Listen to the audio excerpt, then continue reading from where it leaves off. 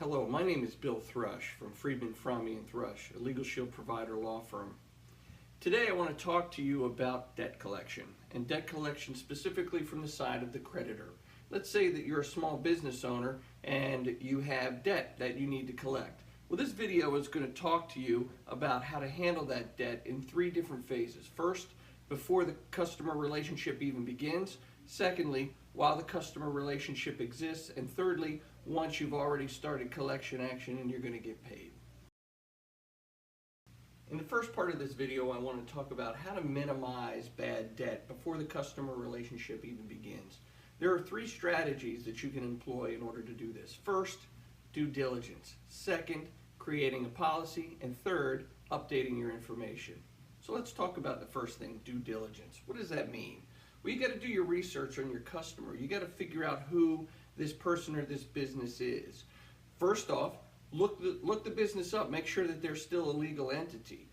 State assessments and taxation records are good for that. There are websites where businesses have to register their business name, and you can check their business status. Secondly, you want to check their credit. Make sure that they're credit worthy. Make sure that they don't have any credit problems. You can learn a lot about a business by seeing how they treat their other creditors. Also, thirdly, you can ask for bank references.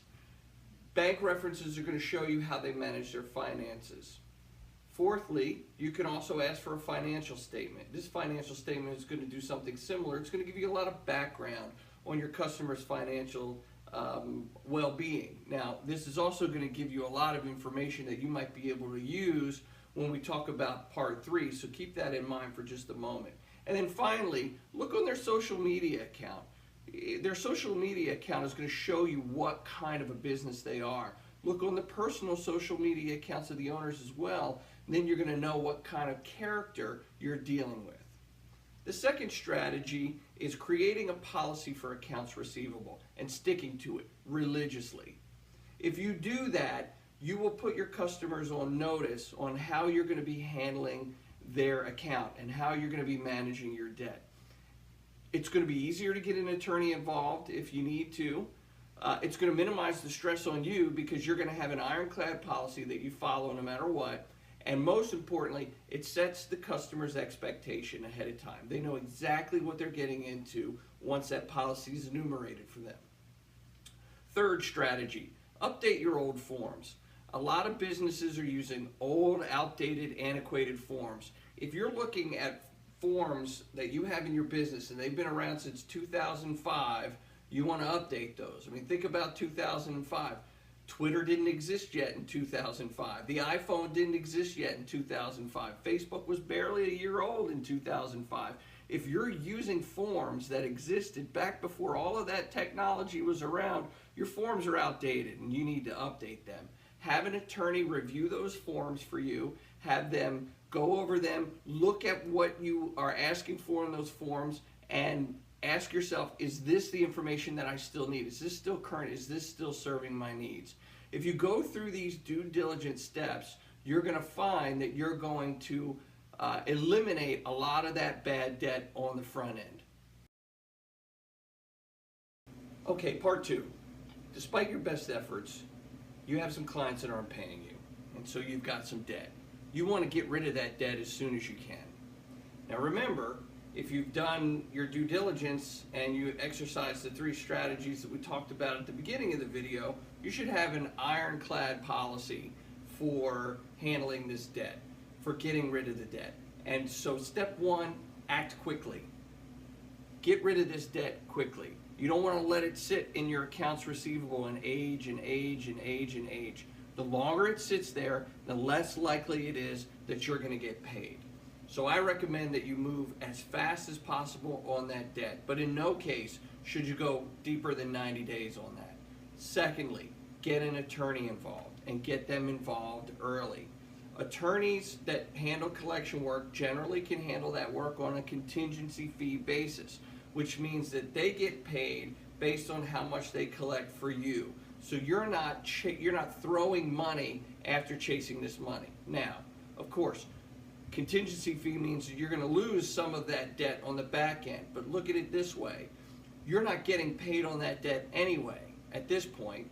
you're chasing that debt. What you're doing is damage control at this point in time. So if you can get an attorney, a professional involved that can chase that money down for you, you're going to do damage control. You're going to get a large chunk of that money back.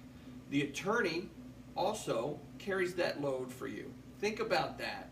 You have the heavy weight of all of that debt weighing on your conscience. Turn that over to an attorney. Let the attorney carry that baggage for you. Attorneys get paid to worry for you. Okay, the third phase. You did everything that we talked about at the beginning of the video. You did your due diligence, you set up your policy, you updated all of your forms. You got to the second phase of the relationship and the customer didn't pay you. And you did what we talked about there. You got a professional involved, and that attorney has now gotten a judgment for you. Now what? Well, you got to turn that judgment into money, because that judgment in and of itself is not getting you paid. It's not putting money in your bank account. But there are 4 very basic tools that you can utilize, more importantly, that your attorney can utilize to help you turn that judgment into money. The first tool, very effective, it's a wage garnishment. What is a wage garnishment? That's an attachment of your debtor's wages, their paycheck. You're going to take your money out of their paycheck. That is an incredibly motivating thing for a debtor to get you paid if they're getting their paycheck taken. Secondly, you have a garnishment other than wages, because debtors have assets other than their paycheck. Specifically, and most frequently, a bank account. And if you know where your debtor banks, you can garnish that bank account and take the contents of that bank account. How would you know that? Remember what we talked about at the beginning of the video when we talked about updating your forms and making sure that your forms had everything.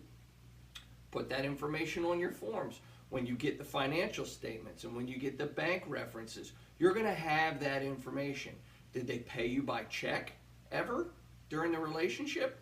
If they did, pull one of the old checks. Chances are that bank account is still open. Third, a judgment acts as a lien or an attachment on property owned by the debtor within the state or county where the judgment was put in place. So you want to make sure that you know where that debtor is living or where that debtor owns property, and then have that lien attached to that property. It may sit there for years and years and years, but if that debtor ever sells that property, you get paid. If they've got property outside of the state that you live in, that's not a problem. You can have your judgment transferred to that other state or transferred to that other jurisdiction and get it attached there as well. So they're not going to be able to run around and avoid you forever. You just got to be patient, and you got to be diligent and deliberate about it. And then finally, the fourth strategy is the oral examination. You have a right as a judgment creditor to force the debtor to come into court and answer questions that your attorney asks about their finances. And they have an obligation to answer those questions honestly under oath. That's a powerful tool, because you can ask them anything about their debt and they have to answer you. And that could open the door to other avenues of collection. So if you utilize all of these strategies, you can help minimize your accounts receivable, minimize your bad debt, improve your bottom line, and minimize your own stress. Good luck.